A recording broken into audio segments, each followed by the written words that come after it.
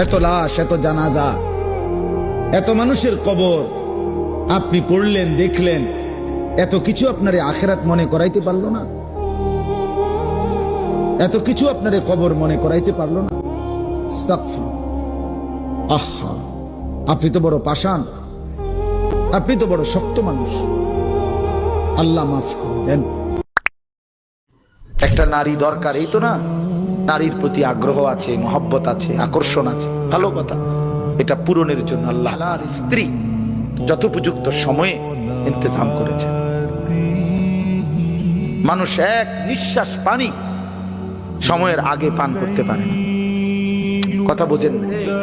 কত জায়গায় আমগো তুমি, কত জায়গায় কত বার্তা ইন্দাত হই, সারা দিন বয়ান কইরাও আমি অনেক সময় আছে হোটেলে গিয়ে ভাত খেয়েছি, সময় মিলাইতে পারছি না। তো তাহলে সুখের সাগরে যে ভাসতেছে সেও মরে যাবে, দুঃখের পাহাড়ে যে সেও মরে যাবে, ঠিক না?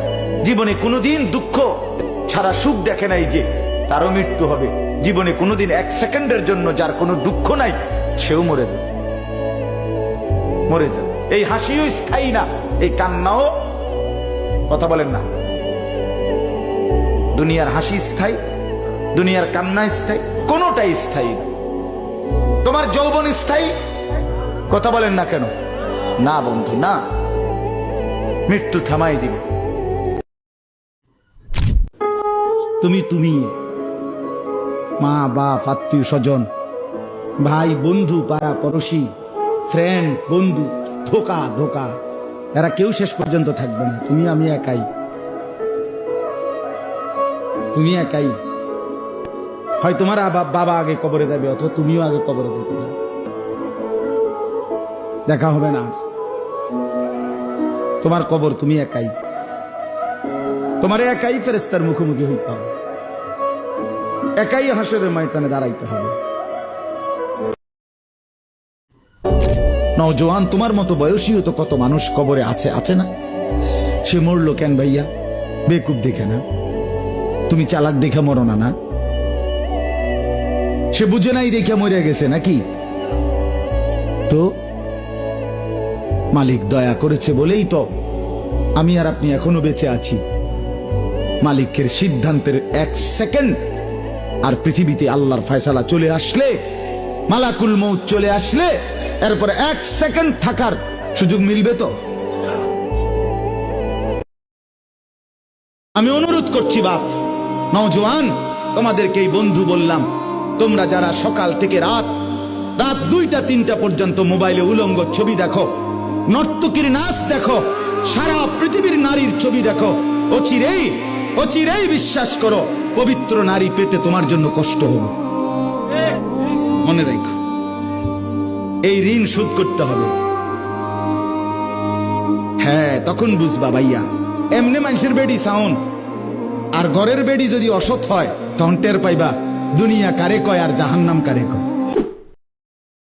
কবরের কথা তাইলে আর মনে পড়বে না, আল্লাহর স্মরণ তাইলে আর আসবে না, গুনাহ আর ছাড়বা না তাইলে। বলে আল্লাহ জিজ্ঞেস করছে, ইকতারাবা লিন-নাসি হিসাবুহুম ওয়া হুম ফি গাফলাতিন মুরিদুন।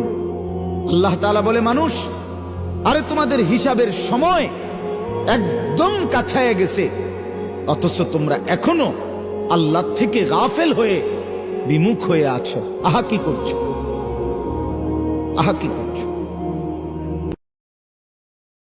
আপনাদের যাদের দাড়ি নাই চেহারায়, আপনারা নিজেদেরকে কি পরিচয় দিতে চান? বলেন, মেয়ে এখন দাঁড়ায় বলেন, কি বুঝাইতে চান নিজেকে? ইমানদার এমন হয়? 1450 বছরের ইমানদার এমন ছিল? আপনি আপনার কি বুঝাইলেন? আমার নাম আনিসুর রহমান, আমি চ্যালেঞ্জ করলাম, আপনার যেই ছেলে ফজরের নামাজ পড়ে না, মেয়ে ফজরের নামাজ পড়ে না, এ ভদ্র না, ভদ্র নয়, ভদ্র নয়, অসভ্য, অসভ্য, অসভ্য। গভীর রাতে আইসো বান্দা, চোখের এক ফোঁটা পানি দিও আমারে, আমি পুরা ধুয়ে মুছে সাফ করে দেব। এক ফোঁটা পানি দিয়ে 90 বছর মাফ করে দেব।